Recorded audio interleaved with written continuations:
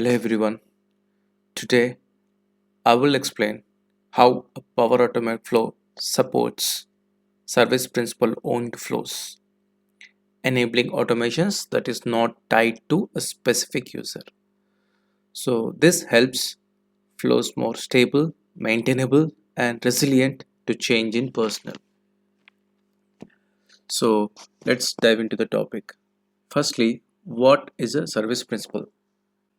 A service principal is a non-human identity in Azure AD that can own and manage resources. In Power Platform context, you can use this inside automated flows, maintain connections, and execute the flows independently irrespective of a specific user. So why is important to use this service principal owned flows? Flow stability and business continuity. Unaffected if flow owner leaves the organization, avoids reassignment issues and ALM or device pipeline configuration. How do we implement this now? So first we need to know the prerequisites for using this service principal support in Power Automate Flow. First you need to have Power Platform environment with Dataverse enabled, and you have to have an Azure AD app with necessary privileges, API permissions. Then you have to add that Azure AD app in the environment, and you have to create the configuration connections. Then yes, this is the most important thing. You have to provide Power Automate process license or per flow license. These are really expensive. We have to consider this licensing aspect when we are really going to this one. Yeah, you should have Power Platform admin rights in order to configure this in environment level as well as providing license. Step by step process. First you have to create Azure AD application, register the application in Power Platform environment, then create a flow and start using it as a connections. Yeah, here the trick is you have to create a flow first and then add the connections and go and change the ownership of the flow from user to application user. Then only the flow will run. And finally activate the flow and start running it. Yeah, like I said, licensing requirement is really important here to consider. You need to have Power Automate process license or per flow license. These are expensive. So if you go to the Microsoft article, you can see these licenses. It is around somewhere around $100 or $250 per automate process. Yeah, it will be helpful for governance, connected testing, and deployment planning. So key benefits: no human dependencies. It will run automatically behind the scenes. No need of human interactions. 100% reliability. Flow continues. Operation during staff transition. I mean, if an employee leaves the organization, a new employee joins, there is no need to reassign the flows that is created by the old employee. Yeah. Governance. Improved control and consistency across all the environments. But really, licensing is a constraint. Now let's see how we can do it in real time. If you are in Azure portal, go here, click on new registration, select an app registration, give it a name and select this and click on register. In my case, I already have one app, so I would like to show it. Owned app. Yeah, go to this app registration, create an Azure AD app. Once it is created, go to the API permissions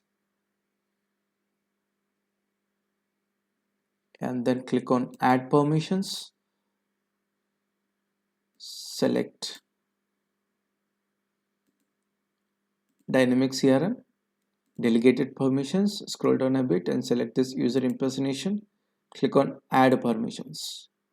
Once it is added, grant admin consent.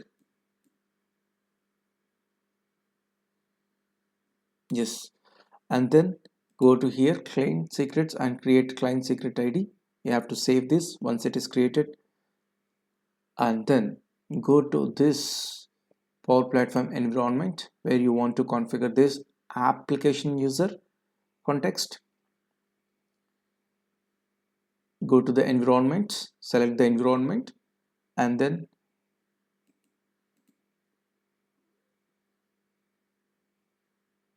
once it is created, the application registration is created.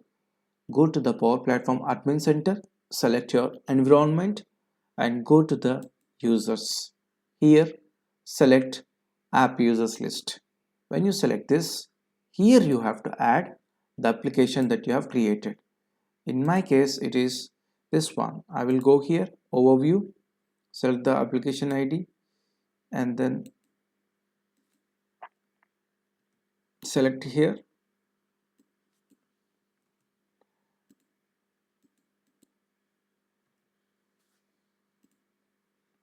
add, select the business unit,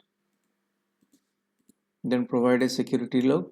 So try to give the minimum possible security role to interact with your phone, but now I am giving us some security role randomly.